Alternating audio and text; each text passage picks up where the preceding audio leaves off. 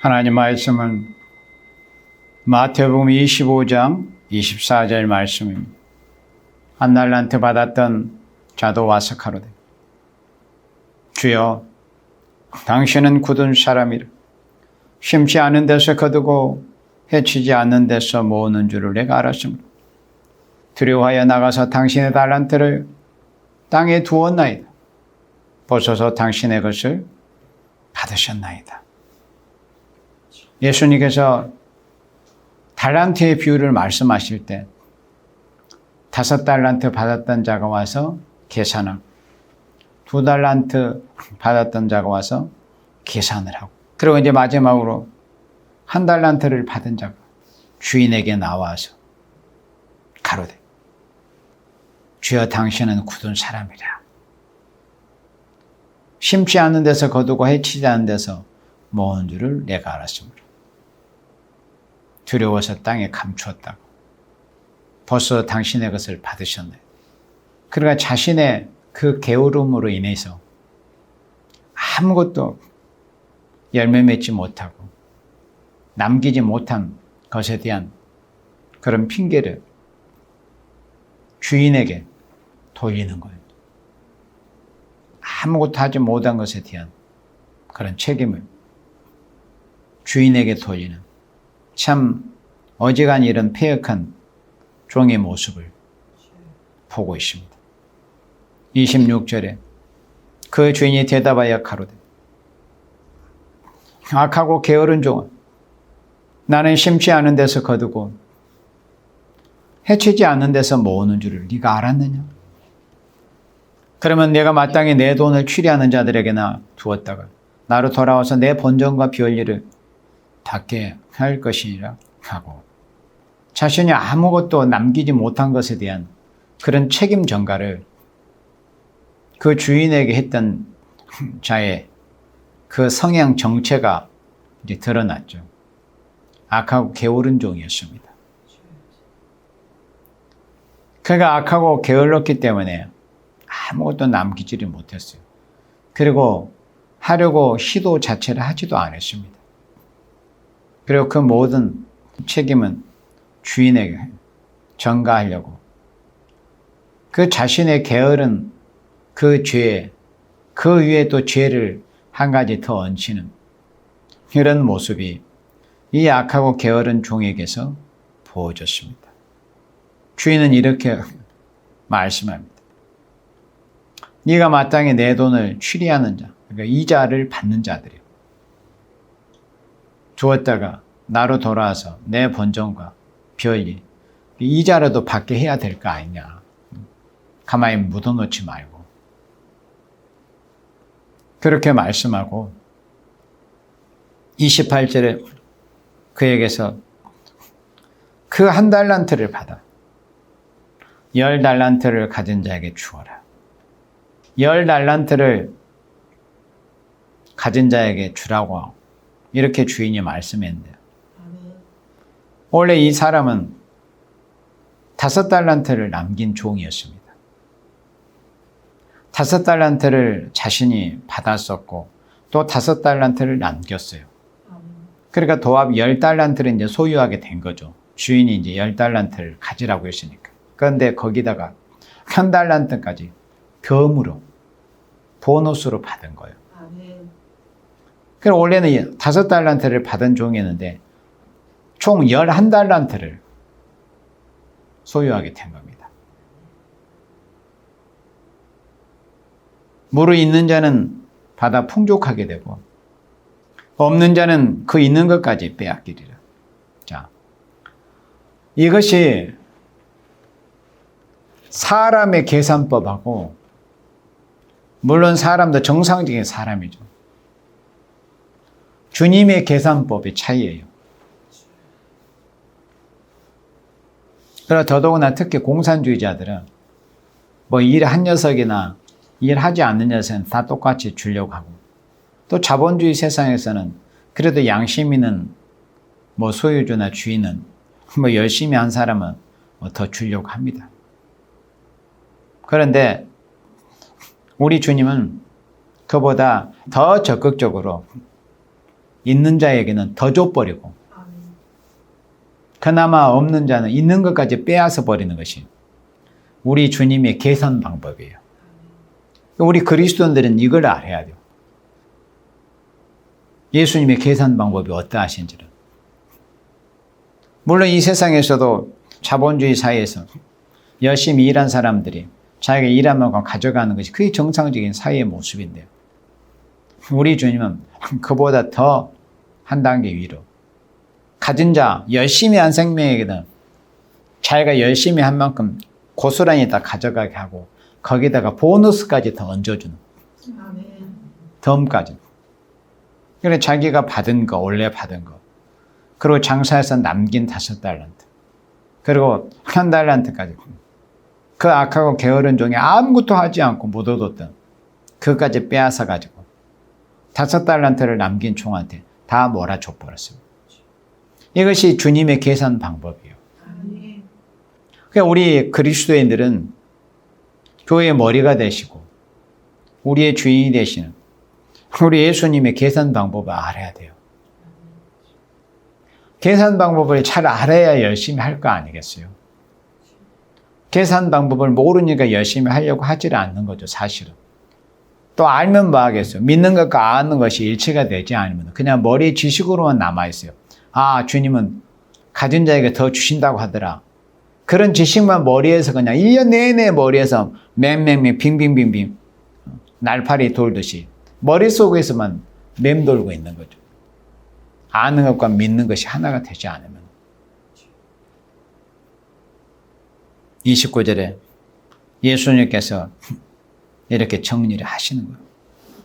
예수님이 이제 이렇게 비유로 말씀을 하시는 거죠. 하나님의 나라의 계산 방법은 이러하다는 것을. 무릇 있는 자는 풍족하게 됩니다. 있는 자가 뭐겠어요? 하나님께 받은 은혜, 바른 달란트를 열심히 특히 작은 것에서부터 충성과 진실함을 다해서 하나님께 풍족하게 받은 생명들입니다. 그러나 없는 자는 그 있는 것까지 조금 남아있는 그것까지 빼앗기리라. 이렇게 말씀. 그래요.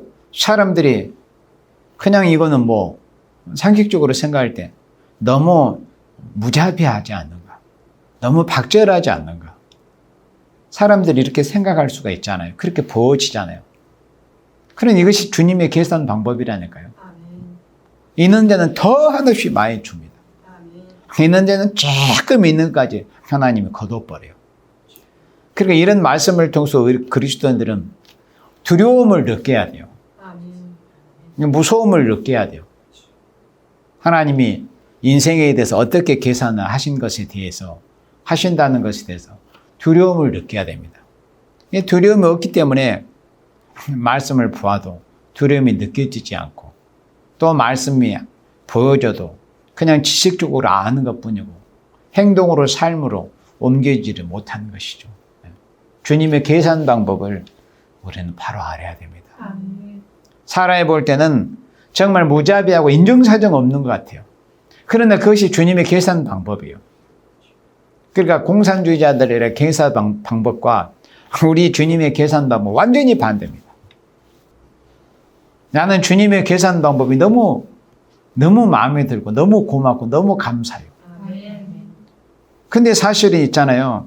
공산주의자들은 공평을 말하지만은 그건 절대 공평이 아니에요. 아니, 어떻게 게으른 녀석하고 그러니까 물건을 만드는 것으로 비유하자면은 게으름 피우면서 겨우 2-3개 만든 녀석하고 열심히 그렇게 해가지고 100개 만든 사람하고 똑같이 나눠준다 이렇게 말이 되는 거예요. 그게 불공평한 거예요. 공평이라는 건 미명으로 사람들이 미혹하지만. 그러잖아요. 그러면 주님은 어떠냐? 주님의 계산법은 사람이 볼 때 굉장히 불공평하게 보여. 아니 어떻게 그나마 하나 겨우 있는 거 가지고 그것까지 빼앗아 버리기 그게 정말 몰인정하고 무정하게 무자비하게 보이지만 그게 공평한 방법이에요. 열심히 한 자들한테 다 줘버려야 돼. 그리고 하기 싫어하는 녀석들은 있는 거 가지고 빼앗아 버려야 돼. 나는 그것이 공평이라고 생각해요. 내 스스로의 판단이 아니에요. 예수님이 그렇게 하시니까 나는 아멘 하는 거예요. 우리는 아멘 하는 거예요. 예수님의 계산 방법이에요. 30절에 이 무익한 종을 바깥 어두운 데로 내어 쫓으라.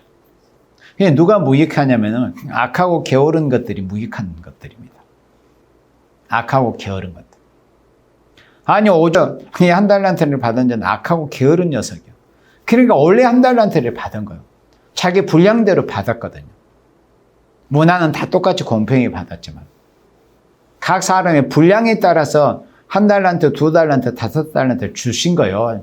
주인이 그걸 모르겠어요. 이 녀석한테 예를 들어서 한 달란트를 받아야 될 게 악하고 게으른 종한테 다섯 달란트를 만약에 줬다고 생각해요. 그거 가지고 뭐 하겠어? 그냥 다 화랑방탕에 날려버리고 마는 거예요.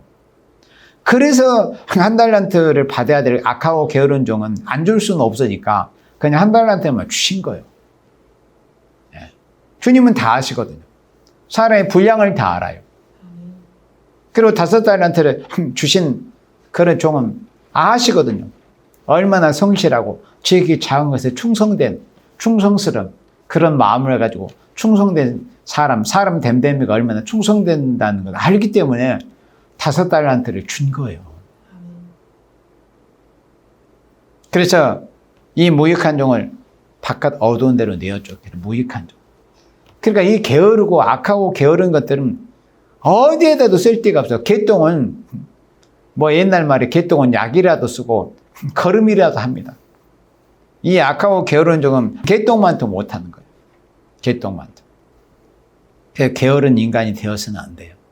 하나님 앞에 충성되고 작게 작은 거 하나 열심히 해보려고 하고 받은 능력과 달란트대로 자기 능력밖에 일은 뭐 못해도 주님이 다 아시는 거 아니에요. 이 무익한 종을 바깥 어두운 데로 내어 쫓으라. 거기서 슬피 울며 이를 갈미 있으리라 하니 어두운 흑암 가운데 던져져 버리는 거예요. 31절에 인자가 자기 영광으로 모든 천사와 함께 올 때 자기 영광의 보좌에 앉으리. 예수님이 이제 만왕의 왕으로 오시는 거예요. 32절에 모든 민족을 그 앞에 모으고 각각 분별하기를 목자가 양과 염소를 분별하는 것 같아요. 목자가 양과 염소를 분별하고 분리하잖아요. 그처럼 양은 그 오른편, 목자의 오른편, 염소는 왼편에 두리라. 예수님이 이렇게 이제 비유하고 계시는 거예요. 양은 오른편, 염소, 들이받기 좋아하는 이 염소는 왼편에 두는 거예요.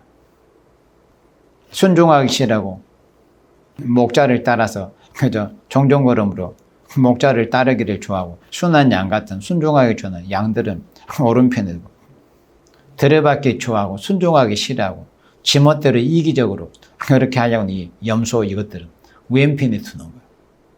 좌편에. 그리고 하나님의 백성은 성경적으로 우익이 돼야 돼요. 우익이. 우편. 좌익이 되어서는 안 돼요. 좌익. 오른편. 하나님 앞에 오른편이 있어야 돼요. 34절에 그때 임금이 그 오른편에 있는 자들에게 이르시되 분명히 말씀하신 오른편에. 오른편이 오른편이에요. 오른편이 오른편이다 이거요. 말의 유의처럼 들려줄 수 있지만은 오른쪽, 왼쪽, 오른편이 오르냐 그르냐 할 때 오른편이 되는 거예요. 양은 그 오른편에, 염소는 왼편에 들이라. 그러니까 오른편에 있는 사람들이 옳은 사람인 거예요. 내가 세상 정치 이야기를 하는 게 아니에요. 하나님 앞에서 그렇다 그거예요. 하나님 앞에 오른편에 있는 자들이 오른편, 옳은 사람이다. 염소는 왼편에 둡니다. 34절에 그때 임금이 그 오른편에 있는 자들에게 이르시되 내 아버지께 복받을 자들이요. 그러니까 하나님께 복을 받으려면 하나님 오른편에 있어야 돼요. 또 오른편에 있어야 돼요. 나와 창세로부터 너희를 위하여 예비된 나라를 상속해라. 하나님은 어떤 나라를 예비해 두셨냐면은 하나님 앞에 이 세상에 살면서 하나님의 오른편에 거하면서 옳은 일을 행해가지고 그 복을 받을 사람들을 위해서 하나님께서 복을 받을 사람들이 상속할 그 나라를 하나님 예비해 놓으셨다는 거예요. 창세로부터 너희를 예비된 나라를 상속하라. 복받을 자들을 위해서 예비된 나라이죠. 하나님의 나라는 복받는 사람들이, 복받을 사람들이 가는 나라가 하나님의 나라예요. 35절에 이들이 왜 하나님 앞에 오른편에 해당이 됐으며 하나님 앞에 옳은 생명으로 인정을 받았으며 하나님이 예비하신 이 복된 나라를 상속하게 되었는가 하는 그 이유를 이제 35절부터 말씀을 하십니다. 내가 줄일 때 너희가 먹을 것을 주었고 목마를 때 마시게 하였고 나그네 되었을 때 영접하였고 벗었을 때 옷을 입혔고 병들었을 때 돌아보았고 옥에 갇혔을 때 와서 보았느니라. 이에 의인들이 대답하여 가로되 주여 우리가 어느 때 주의 줄이신 것을 보고 공개하였으며 목마르신 것을 보고 마시게 하였나이까. 어느 때 나그네 되신 것을 보고 영접하였으며 벗으신 것을 보고 옷 입혔나이까. 어느 때 병드신 것이나 옥에 갇히신 것을 보고 가서 배웠나이까 하리니. 임금이 대답하여 가로되. 그러니까 자신들은 사실은 그 임금이 예수님을 비유해서 예수님이 말씀한 거, 예수님 자신을 비유해서 임금으로 말씀한 건데, 이들이 임금이 뭐 이런 형편했을 때 신하 부하라는 사람들이 사실 이런 적이 없었거든요. 실제로 그랬잖아요. 그랬는데 이 주인 임금은 이렇게 말씀을 하고 있는 거예요. 그 이유를 이제 말씀을 한 거죠. 내가 진실로 너에게 이르노니 너희가 여기 내 형제 중에 지극히 작은 자 하나에게 한 것이 곧 내게 한 것이니라. 그러니까 어떤 세상의 임금으로 비유하자면 예수님이 말씀한 것처럼 임금님에게 직접 하지는 않았을지라도 그 나라의 백성 중에 지극히 작고 힘없고 병약함, 가난한 그런 생명들에게 한 것이 임금이 나에게 한 것이나 똑같은 거다. 그렇게 말씀을 한 겁니다. 내 형제 중에 지극히 작은 자 하나에게 한 것이 곧 내게 한 것이라. 그러면 여기서 이들이 왜 이렇게 인정을 받게 되는가 하는 핵심적인 말씀이 여기 나옵니다. 오른편에 있는 자들이 그렇게 복을 받게 되는 핵심이 뭐냐면 내 형제 중에 지극히 작은 자 하나에게 행한 거. 작은 자 하나에게 행한 거. 이 작은 자는 세상에서 그러니까 무슨 여기서 키가 작다, 조그마한 꼬마다 이런 의미가 아니고 사람이 볼 때 약하게 보이고 힘없게 보이고 가난하게 보이고 무능력하게 보이고 정말 힘들게 보이고 그게 사람들에게 어떤 관심을 받지 못하는 외롭고 힘없고 가난하고 병들고 사람들 관심 밖에 있는 사람들은 보통 누구한테 관심을 두냐면 대체적으로 다 그렇다는 게 아니라 대체적으로 이 세상의 99%의 사람들은 그럽니다. 자기에게 뭔가 만족을 줄 만한 사람한테 관심을 가져요. 자기에게 뭔가 줄 것 같은 사람한테 관심을 갖습니다. 자기에게 도움을 주고 뭔가 자기에게 이익을 가져다 줄 그런 사람에게 관심을 갖습니다. 또 기쁨, 어떤 자기의 정욕적인 것을 채워줄 사람에게 관심을 갖습니다. 그러나 여기서 작은 자는 그런 사람이 아니에요. 관심 밖에 있는 사람, 힘없는 사람. 그리고 여기 작은 자 하나에게 했다는 것에 대해서 왜 이렇게 큰 상이 주어지냐면 이게 아주 중요한 말씀입니다. 예수님이 또 다른 말씀에서도 그렇게 말씀하셨죠. 너희들이 잔치를 할 때 부자를 초청해서 주려고 하지 마라. 왜? 나중에 부자들이 먹고 가서 너희들을 또 다시 이제 그걸 받은 걸 갖겠다고 너희들을 초청해가지고 그걸 대접하면 너희들이 한 게 그게 무슨 공이 되겠느냐. 차라리 길거리에서 가난한 자들 데려다가 먹여라. 그러면 그것이 온전한 상이 될 것이다고. 그게 그 말씀이에요. 그 말씀과 같은 원리입니다. 작은 자 하나에게 행하면 그러니까 힘없는 사람, 가난한 사람, 정말 어려운 사람한테 행하면은 그 사람에게 내가 행한 것에 대해서 뭔가 대가를 받지 못해요. 또 혹 그걸 받는 경우도 있지만은 그렇게 자기가 은혜를 입은 사람이 뭔가 결처보온이라는 그런 사자성어의 우리가 의미를 알듯이 자기가 아무리 그 받은 은혜에 대해서 할 것이 없어요. 풀이라도 메어가지고 그렇게 은혜를 보답하겠다는 그런 사람들이 전혀 없지는 않지만은 대체적으로 힘없는 사람들은 자기가 받은 것을 갚지 못합니다. 갚을 만한 능력이 없는 사람들이요. 그래서 사람들은 그런 사람들한테 그다지 관심을 두지를 않습니다. 왜? 내가 저 사람한테 뭘 주면 저 사람한테 내가 투자적인 그런 생각을 가지고 뭔가 주려고 하고 투자하려고 하지. 내가 내 것을 희생해가지고 내가 먹은 것을 좀 덜 먹고 덜 입고 덜 쓰고 덜 누리고 내가 저 생명을 돕고 선배해야겠다. 이런 생각으로 하는 사람은 드물다 이거요. 그러나 그런 사람이 전혀 없는 게 아니기 때문에 이런 말씀이 응하게 되는 거예요. 하나님 나라에서 복받을 사람은 이런 사람이다. 지극히 작은 자 하나에게. 그러니까 대가를 바라지 않고 하는 거예요. 대가를 바라지 않고.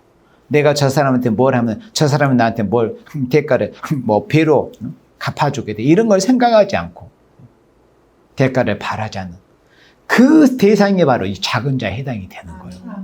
작은 자는 힘이 없거든. 내가 뭘 은혜를 베풀어주고 뭘 줘도 거기에 대해서 그런 사람을 작은 자라고 하는 거예요. 그러니까 그 작은 자에게 베푼 것에 대해서 주님이 이렇게 갚아주시겠다는 겁니다. 뭘 바라지 않고. 바로 이게 진짜 순수한 사랑이거든요. 뭘 바라고 주는 것은 그거는 은혜를 베풀어 주는 게 아니라 그는 장사하는 거예요. 거래하는 거예요. 투자하는 거예요. 내가 이만큼 주면은 저 사람이 몇 값으로 나한테 언제가 주겠지. 투자하는 게 아닙니다. 하나님 나라는 투자하는 게 아니에요. 값없이 대가를 바라지 않고 주는 거예요. 그게 실제로 하나님 나라에 투자하는 거예요. 그게 진짜로. 그래서 예수님께서 물론 이 말씀 지금 비유로 하고 계시지만 하나님 나라라는 것은 바로 이런 것이다. 대가를 바라지 않고 자기가 하나님 앞에 그런 은혜를 입었으니까 생명의 은혜, 죄사함의 은혜, 영생의 은혜를 입었으니까 영벌을 받을 생명이 영생의 은혜를 입었으니까 얼마나 감사해요. 내게 가진 모든 것을 다 줘도 사실은 나는 손해가 아니거든. 왜? 내가 공의의 법대로면 나는 내 가지고 있는 것은 물론이가 내 목숨까지라도 지옥에 던져져야 될 사람인데 내가 이런 거 저런 거 누구한테 베푼다고 해서 손해 날 게 뭐 있어 사실. 원래 나는 아무것도 없는 상태인데 그러잖아요. 내 생명까지 지옥에 던져져야 될 생명이 주님의 은혜로 내가 삶을 얻었는데 죄를 사함받았는데 또 이런 복을 받았는데 그래서 작은 자 하나에게 한 것이 내게 한 것이라 하시고 41절에 또 왼편에 있는 자들에게 이르시되 저주를 받은 자들아 나를 떠나 마귀와 그 사자들의 예비된 영영한 불에 들어가라. 그러니까 복받을 자들에 의해서 예비된 나라가 있어요. 복받을 자들의 상속한 나라도 하나님 예비해 놓으셨고 마귀와 그 사자들의 위에서 또 예비된 영영한 불구덩이가 있어요. 불못이 있습니다. 그러면 왼편에 있는 자들은 누구겠어요? 여기 40절의 말씀에 정반대되는 경우에 해당이 되는 자들이겠죠. 뭔가 내가 누구한테 뭘 베풀고 뭘 주고 그러면 뭐 배로 받을 생각이 나고 이런 사람들. 그러니까 희생을 하려고 하지를 않는 거예요. 작은 자에게 하는 것은 바로 희생이거든요. 희생과 매매는 틀리지 않아요. 희생은 뭐라도 내가 다른 사람한테 뭘 주면은 그것이 되돌아오지 않는 거예요. 그걸 희생이라고 그래요. 그러나 매매라는 건 뭐예요? 뭘 주면 주고받는 게 이게 매매예요. 이 왼편에 있는 자들은 그런 희생을 하지 않았어요. 작은 자에게 대해서 사람들한테 멸시 천대받고 약하고 힘없는 이런 생명들에게는 관심을 두지 않고 뭔가 이익이나 생각하고 뭘 했던 이런 자들입니다. 계산에 밝은 자들이죠. 계산에. 왼편에 있는 자들에게 이르시되 저주를 받은 자들은 나를 떠나 무시무시한 이런 심판의 저주입니다. 마귀와 그 사자들을 예비된 영영한 불에 들어가라. 영영한 불에 들어가라고 그랬습니다. 그러니까 이제 이 왼편에 있는 자들이 깜짝 놀래가지고 자신들은 분명히 그렇게 안 했는데 그 돌아오는 결과 그 심판의 선고가 완전히 반대거든. 선고가 이제 내리는 걸 보니까. 그러니까 이제 이들이 이제 여기 44절 봅니다. 저희도 대답하여 가로되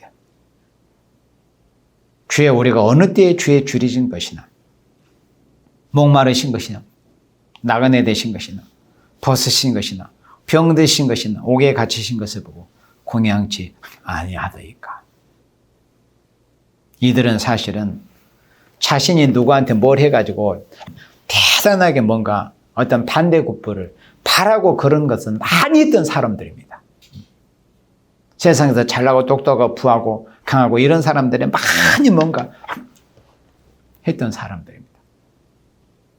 그런 계산 속에서 어떤 사랑과 희생, 그게 아니고 대가를 바라지 않는 그런 헌신과 희생이 아닌 뭔가 세상 것을 바라고 이렇게만 했던 이런 자들입니다. 아무것도 없어요. 결론은.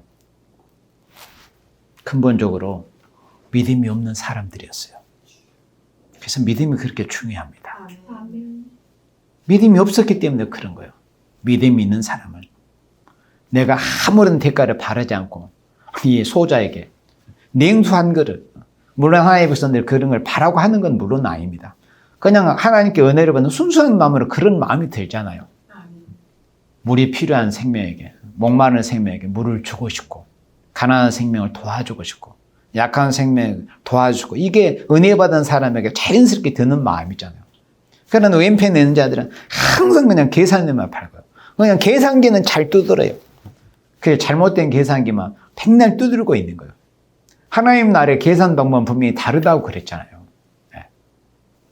45절에 이에 임금이 대답하여 가라사대 내가 진실로 너에게 이르노니 이 지극히 작은 자 하나에게 하지 아니한 것이 곧 내게 하지 아니한 것이니라 하시리니.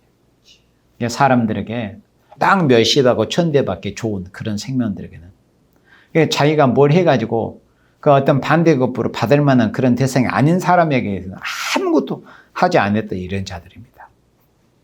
믿음이 없는 자들이에요. 복을 받기로 되지 않는 그런 사람들이었어요. 이 지극히 작은 자 하나에게 하지 아니한 것이고 내게 하지 아니한 것이니라 하시리니. 46절에 죄는 영벌에 영원한 벌에 던져집니다.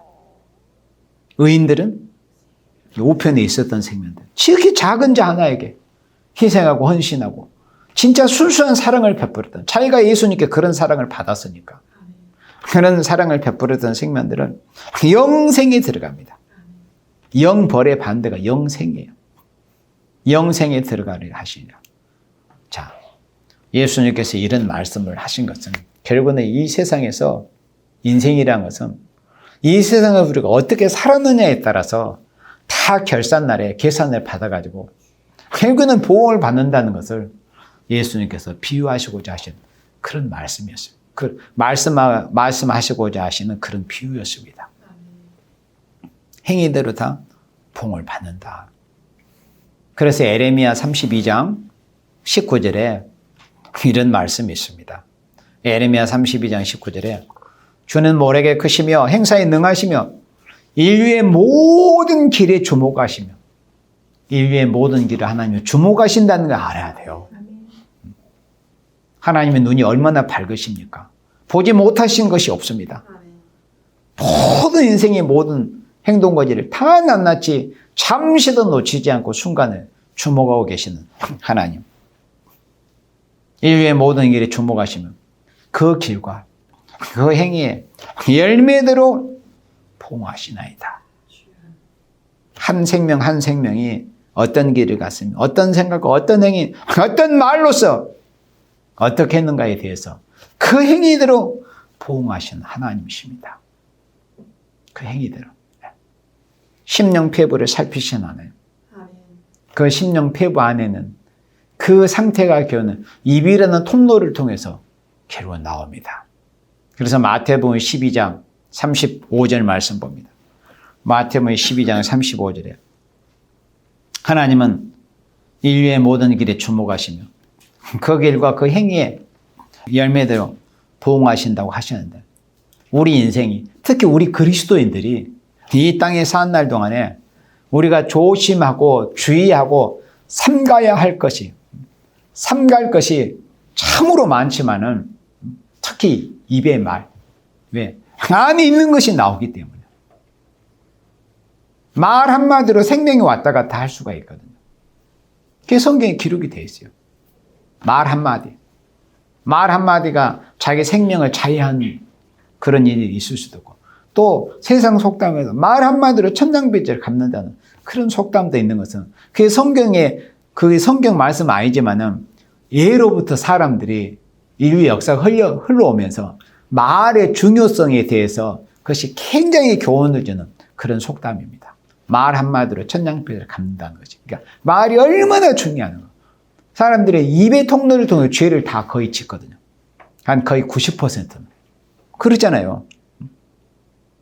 어떤 몸으로 지는 데는 막 여기저기 돌아다니고 많은 시간이 필요하기도 하고 많은 물질도 막 그렇게 필요하기도 하거든요. 몸으로 지는 데는. 근데 입으로 지는 데는 아무 돈 없어도 어떤 뭐 시간이 많은 시간도 필요하잖아요. 잠깐이라는 1분 시간에 어마어마하게 많은 죄들이 범할 수 있어요. 1분 안에 사람 100사람도 죽여버릴 수가 있어요. 이 말로서. 그렇죠? 그만큼 말이 중요해요.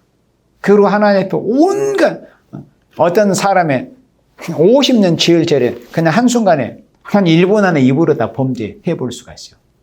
뭐 원망 한마디 해버리면 그렇게 돼버리는 거예요. 그렇게 입이 중요한 겁니다.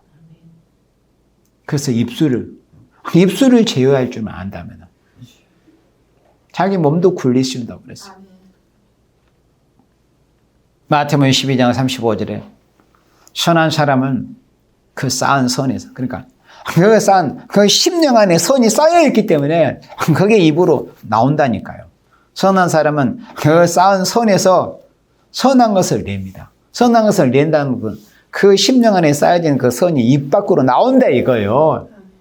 선한 사람은 그 쌓은 선에서 선한 것을 내고, 악한 사람은 그 쌓은 악에서 악한 것을 냅니다. 입으로도 내고 사지로도 내고 사지백체로 다 내놓는 거예요. 그 안에 쌓아놓은 것을. 그러니까 그 안에 10년 안에 선을 쌓아놓은 사람은 사지백체로 또 입으로 선을 내어놓고, 또 악한 자는 그 악한 것을 쌓아놓은 대로 사지백체로 내어놓고 보이고, 또 특히 제일 많이 내어놓은 것이 입을 통해서 내어놓는 겁니다. 36절에 내가 너에게 이르노니 사람이 무슨 무익한 말을 하든지, 무익한 말들이 많잖아요. 그 무익한 말 중에 최고 봉해를 할 수 있는 게 원망이에요. 원망. 원망불평. 원망불평. 못마땅히 여기는 거. 불평불만. 원망불평. 무익한 말. 그 외에도 얼마나 무익한 말들이 많습니까? 원망불평. 불평불만. 육적 이스라엘에서 원망하다가 다 죽어버려요. 원망한 사람은 100% 죽어버려요. 100% 죽어버렸어요. 구약 이스라엘 출애굽 때. 그렇죠? 원망한 사람 중에 살아남은 사람 이름 압니까, 여러분들? 100% 죽었어요. 원망하지 않는 사람만 딱 2사람 나와요. 그 이름이 지금까지 성경에 기록, 영광스러운 이름으로 우리한테 전해져 내려오고 있어요. 이름하여 여호수아와 갈렙이에요. 원망하면 100% 죽어버립니다. 그러니까 여러분들도 죽고 싶으면 원망하세요. 죽고 싶으면. 귀향이면 더 빨리 죽고 싶으면 원망 많이 하면 됩니다. 이 세상 살기 싫어요. 이 세상 살기 싫다고 그렇게 빨리 죽고 싶으면 원망 많이 해버리면 빨리 죽어버려요. 그러나 우리 그리스도인들은 그런 사람들은 아니잖아요. 항상 감사의 말, 긍정적인 말, 믿음의 말, 이 3가지 반드시 우리가 기억해야 돼. 말을 할 때는 이 3가지 틀 안에서만 해야 된다. 믿음의 말, 믿음의 말만 하라. 감사하는 말만 해라. 긍정적인 말만 해라. 한치라도 부정적인 그런 말을 하지 말고 이 3가지 원칙을 반드시 지켜서 우리가 입을 열어야 됩니다. 그러려면 내 심령 안에서 그게 먼저 준비가 돼 있어야죠. 그게 쌓여져야죠. 왜? 사람은 쌓은 것이 나오니까 밖으로. 그래서 예수님께서 사람이 무슨 무익한 말을 하든지 심판날에 이에 대해 신문을 받습니다. 무슨 말을 하든지 다 말 한마디 한마디를 전부 다 나중에 심판의 날에 전부 다 계산을 받아요. 그러니까 무시무시한 말씀이에요. 무서운 말씀이에요, 여러분들. 정말 사람들이 생각 없이 말하기 좋잖아요. 그리고 특히 사람들 여럿이 어울려서 모였을 때 그럴 때 조심해야 돼요. 그럴 때 사람들은 이 무장해제가 돼가지고 정신이 풀어져가지고 막 입에서 쏟아내거든. 또 전염성이 있어요. 여러 사람 모일 때 그 악한 영들이 막 거기에 역사하기 때문에 막 다른 사람들이 예를 들어서 뭐 불평불, 원망불평, 무슨 이상한 말을 같이 덩달아서 이제 하게. 그렇게 마귀가 그렇게 역사를 합니다. 그러니까 마귀가 무슨 짓을 하는지를 알아야 돼요. 이제 사람, 우리 그리스도는 영성이 있어야 돼요, 영성. 영이 열려있는 사람이 돼야 돼요. 마귀를 볼 줄 알아야 돼요. 무슨 말을 하든지 심판날에 이해돼요. 신문을 받습니다. 말 한마디. 말 반마디의 말도. 37절에 내 말로 의롭다함을 받고 내 말로 정장을 받으리라. 다 어떤 다른 사람의 그걸로 뭐 상을 받고 봉을 받고 그게 아니에요. 다 자신의 말, 자신의 행동 거지로 내 말로 의롭다함을 받고 내 말로 정장을 받아요. 말로써. 행위도 마찬가지예요. 네 행위로 의롭다함을 받고 네 행위로 정죄함도 받고 네 말로 정죄함을 받고 네 말로 의롭다함을 받아요. 우리가 이 세상에 사는 날 동안에 우리가 어떻게 행했는지 무슨 마음을 품었는지까지 그리고 그 마음 품은 것이 내 입이라는 통로를 통해서 나와서 그 말이라는 것은 무슨 말을 했든지 이 사지와 백체를 올려가지고 하나님 앞에서 주목하고 계신 하나님 앞에서 무슨 행동을 했든지 간에 다 계산을 받아서 심판을 받는 것이 우리 인생입니다. 그래서 이 새해를 앞두고 한 해를 결산하면서 이런 말씀을 본 것은 우리가 이제 새로운 해를 맞이해서 2024년을 맞이해서 우리는 또 한 해를 새롭게 새해를 설계하고 계획을 세워야 돼요. 그러려면은 이 한 해의 마지막에 있어서 한 해를 돌아보고 내가 하나님 보실 때 또 스스로 내 자신을 봤을 때 뭐가 하나님 앞에 부족하고 어떤 죄와 범과 허물이 있었는가를 우리가 돌아보기 위함입니다. 예수님의 말씀을 통해서 우리 자신을 비추어 보는 거예요. 예수님의 말씀의 거울에 또 예수님의 말씀의 저울에 우리를 스스로 달아봐야 됩니다. 내가 어떤 마음을 품었던가 무슨 말로 성령을 근심케 했는가 무슨 행동을 통해서 하나님을 노엽게 했는가 이런 것을 돌아보면서 2024년 새해는 다시는 그런 과오를 범치 않아야 되겠다. 다시는. 그리고 하나님 보실 때 예수님 보실 때 지극히 작은 거 하나에 충성하고 지극히 작은 거 하나에 또 지극히 작은 자 하나에게 모든 사람이 관심 두지 않는 또 멸시천대하는 그런 사람에게 관심 두고 지극히 작은 그런 생명을 돌아보고 지극히 작은 거 하나에 사람들이 대수롭지 않게 여기는 그런 작은 일 하나에 충성과 진실을 다할 수 있는 그런 생명들이 되어서 영광 중에 재림하실 우리 예수님 앞에 상급과 영광을 받아 누릴 수 있는 여러분들이 되시기를 주님의 이름으로 축원합니다. 아멘.